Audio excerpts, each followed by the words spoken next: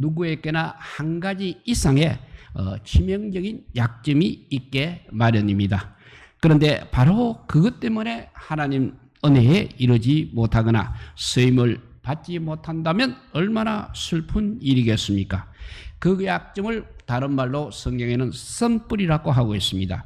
히브리서 12장 15절에 그런 말씀이 있습니다. 읽어보면 너희는 하나님의 은혜에 이르지 못하는 자가 없도록 하고 또 쓴뿌리가 나서 괴롭게 하여 많은 사람이 이로 말미암아 더럽게 되지 않게 하라고 하셨습니다.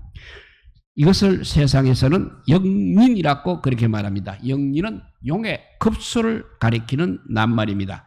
용은 두껍고 단단한 비늘을 가지고 있어서 어떤 무기로도 용을 죽일 수는 없다고 합니다. 그렇지만 용의 목 밑에 심장 위에 비늘 하나가 거꾸로 붙어 있다고 합니다. 그래서 그 영린을 공격하게 되면 제 아무리 하늘을 나는 용이라도 쓰러지고 만다는 이야기인 것입니다. 다 훌륭한데 어느 한 부분이 취약한 면이 있다면 그것이 바로 우리의 영린이 되는 것입니다. 오늘 본문의 부자 청년에게도 그러한 약점이 있었다는 것입니다. 예수님께서 길에 나가실 때 한 청년이 와서 꿇어 앉아 물어보았습니다. 선한 선생님이요, 내가 무엇을 하여야 영생을 얻으리까? 달려와서 땅에 무릎을 꿇고 물어본 사람은 이 청년 하나뿐이었습니다. 그래도 그는 나면서부터 율법을 다 지킨 그런 사람이었습니다. 그만큼 그는 영생을 강구하고 원했습니다. 그러나 그에게는 치명적인 약점이 있었다는 것입니다. 그것이 바로 물질이었습니다. 그래서 주님께서는 이렇게 말씀하십니다. 너에게 아직도 한 가지 부족한 것이 있으니 가서 너에게 있는 것을 다 팔아 가난한 자들에게 주라. 그리하면 하늘에서 보화가 너에게 있으리라. 그리고 와서 나를 따르라고 말씀하셨습니다. 그러자 그 사람은 재물이 많은 거로 이 말씀으로 인하여 슬픈 기색을 띠고 근심하며 떠났다고 하였습니다. 청년은 영생을 정말 사모하고 있지만 재물에 대한 그 집착 때문에 예수님을 도저히 따를 수 없었다는 이야기입니다. 이처럼 누구나 한 가지 이상 치명적인 약점이 있는 것입니다. 그 집착 역시 극복하지 못한다면 그것 때문에 주님을 따를 수 없다는 교훈을 우리에게 주고 있는 것입니다. 그리고 또 그것 때문에 우리가 시험에 들곤 하는 것입니다. 또 그것 때문에 하나님을 멀리하기도 합니다.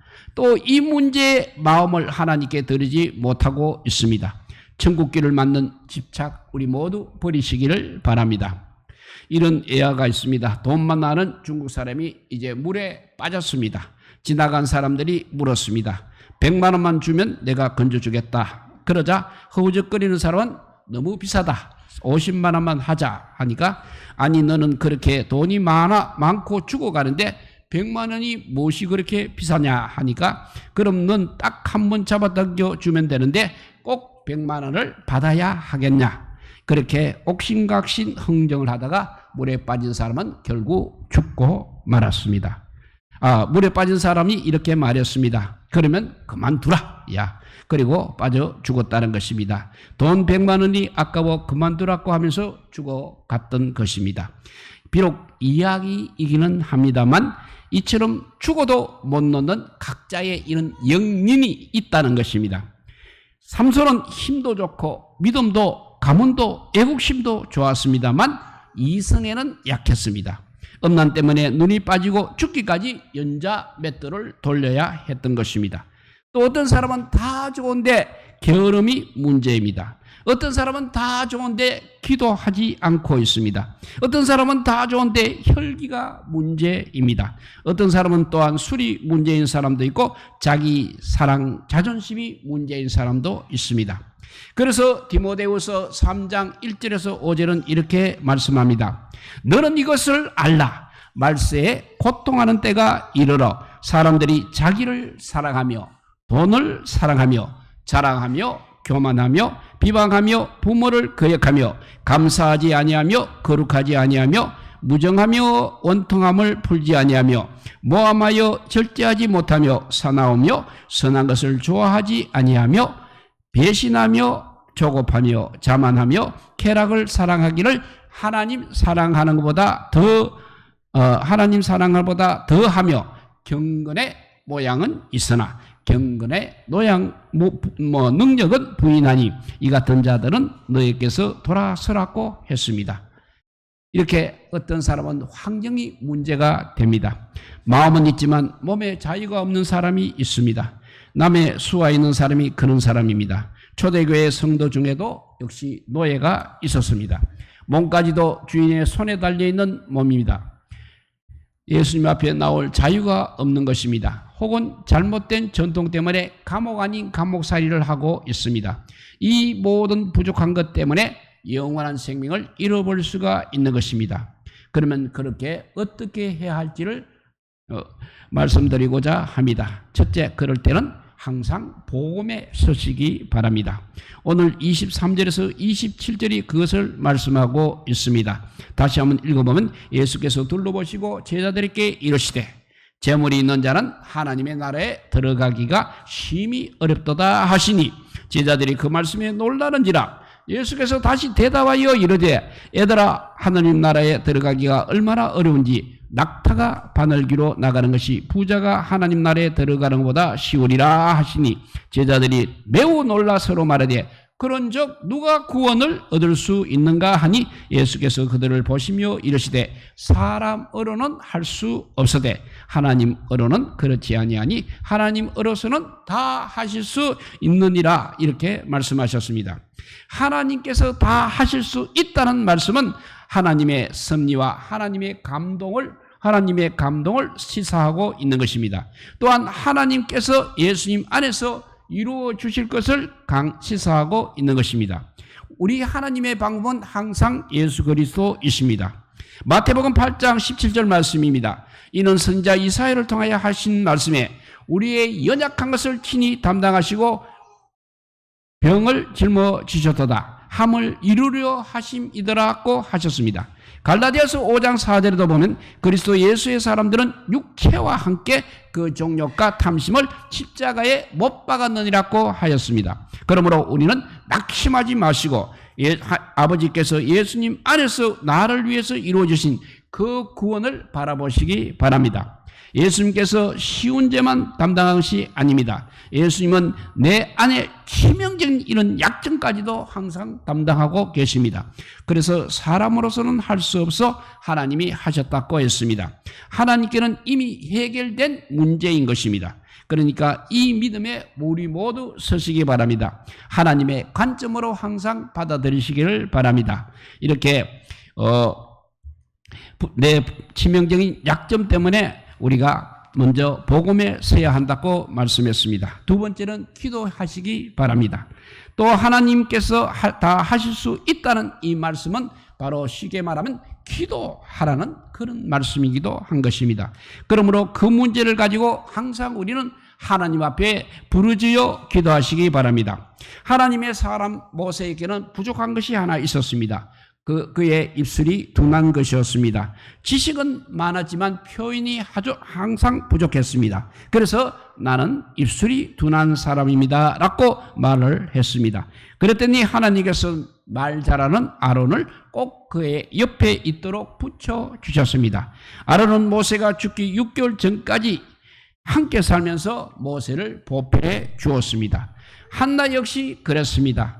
한나는 남편에게 있어서 10아들보다 더 사랑받는 모든 면에 부족함이 없는 여인이었습니다만 한 가지 부족한 것이 바로 아이를 낳지 못했습니다.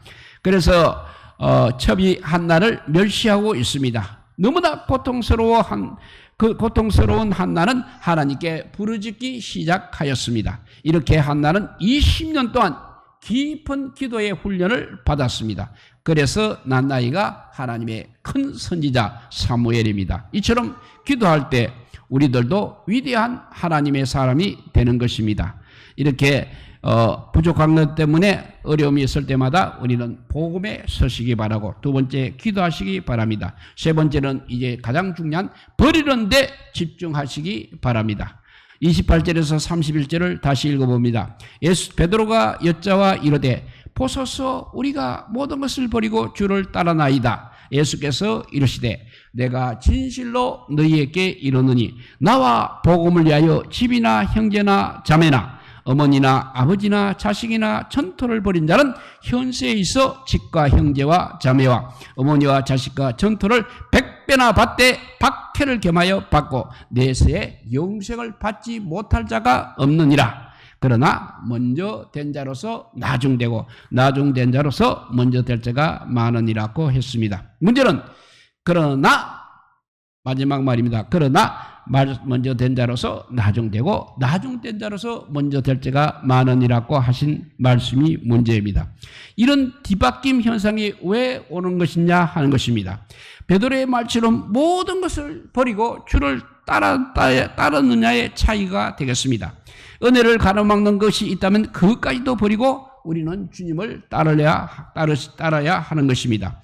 진정한 영성은 이렇게 채우는 영성이 아니라 버리는 영성이라는 것입니다. 버리면 하나님께서 채워주신다는 것입니다. 그래서 예수님께서 마가복음 8장 34절에 보면 아무든지 나를 따라오려거든 자기를 부인하고 자기 십자가를 지고 나를 쫓을 것이라고 말씀하셨습니다. 아직 은혜 가운데 살지 못한다면 무엇인가 버려야 할 것이 있기 때문에 그런 것입니다. 이사야서 59장 1절과 2절 말씀입니다. 여호와의 손이 짧아 구원하지 못하심도 아니요 귀가 둔하여 듣지 못하심도 아니라 오직 너희 죄악이 너희와 하나님 사이를 갈라 놓았고 너희 죄가 그의 얼굴을 가리어서 너희에게서 듣지 않으시게 함이니라고 하셨습니다. 예수님의 수제자장에 요한이 있었습니다. 그의 별명은 우레의 아들이었습니다. 그만큼 성질이 불같고 괴팍하였습니다. 그것이 그에게는 영린인 것입니다. 그래서 예수님께서 그의 별명을 우레의 아들이라고 붙여주셨습니다. 그런 그의 이름을 부를 때마다 자신의 약점을 깨닫고 하나님께 부르짖어 기도하였습니다. 그 결과 예수님 제자 중에 가장 사랑하는 사람이 되었던 것입니다. 마지막으로 예하다면 감리교 창시자인 요한 웨슬리 어머니 수산나는 자식을 19명이나 낳아 길렀습니다. 그래서 세계적으로 유명한 어머니이십니다. 사람들로부터 이렇게 질문을 받습니다. 자녀들이 세상에 제약에 물들지 않고 그렇게 틀림없이 청결한 신앙을 시킨 비결이 무엇입니까? 하는 질문을 받았습니다. 그 수산나 어머니는 이렇게 대답했습니다. 첫째는 성경이요 둘째는 채찍입니다 라고 하였다고 합니다. 성경은 사람을 온전하게 하고 채찍이 어리석음을 쫓아내주기 때문인 것입니다. 하나님께서 우리를 징계하신 목적이 바로 그것이라는 것입니다. 그래서 쉴 새 없이 많은 흰옷 입은 사람들이 환난 가운데서 나왔습니다. 기도하랬고 눈을 감았을 때 하나님께 집중하지 못하도록 어떤 집착이 막고 있다면 그것이 바로 우리가 버려야 할 것입니다. 모두 그런 것들은 모두 쳐내시기 바랍니다. 먼저 되고 나중되고는 바로 그것을 얼마나 버렸느냐의 차이라고 할 수 있는 것입니다. 지금 우리들의 치명적인 약점은 무엇입니까? 이것이 예수님 안에 은혜를 누리지 못하게 하고 있습니다. 이것이 바로 우리의 천국길을 막고 있는 것입니다. 축복도 막고 있습니다. 은혜도 막고 있습니다. 그러므로 우리 모두 이 약점을 발견하고 그 문제에 대한 해결의 복음을 받아들이고 그 문제가 우리에게 문제가 되지 않도록 늘 기도하며 철저히 버리는데 최선을 다하셔서 하나님께 가장 귀히 쓰시고 가장 기뻐하는 성도들이 다 되시기를 우리 주님의 이름으로 축복드립니다. 기도하겠습니다. 사랑의 하나님 감사합니다. 우리가 항상 보면 거꾸로 하고 있습니다. 버려야 할 것을 버리지 못하고 또 아버지 취해야 할 것을 취하지 못하고 있습니다. 우리가 가진 모든 것들은 다 버리더라도 복음은 우리가 반드시 붙잡고 일어서야 하겠습니다. 또 기도도 열심히 해야 하겠습니다. 그리고 우리가 버려야 할 것을 과감하게 버릴 수 있는 믿음의 사람들이 다 되게 하여 주시옵소서. 모두 세상 사람들 다 세상 것 붙잡고 있다가 천국길을 얼마나 많이 놓치고 있습니까? 얼마나 많은 불행한 삶을 살고 있습니까? 오직 주님만 바라보는, 정말 복음에 집중하고 말씀에 집중하고 기도에 집중하는 믿음의 삶을 살아서 주님 외에는 모든 것을 얼마든지 언제든지 버릴 수 있는 우리 모두가 되게 하여 주셔서 정말 완벽하게 아버지 주님을 사랑하는 자 되게 하여 주시고 주님의 복을 받는 우리 모두가 되게 하여 주시옵소서. 우리에게 주시는 이 교훈의 귀한 말씀을 우리 가슴속에 항상 새겨서 무슨 일을 만나든지 무엇을 해야 하는지 아버지와 주님 우리가 잘 판단할 수 있도록 지혜와 총명을 허락하여 주시기를 간절히 빌고 원하올 때 이 모든 말씀 아무 공도 없으나 우리 구주 예수 그리스도 이름으로 기도드리옵나이다. 아멘. 찬송가 200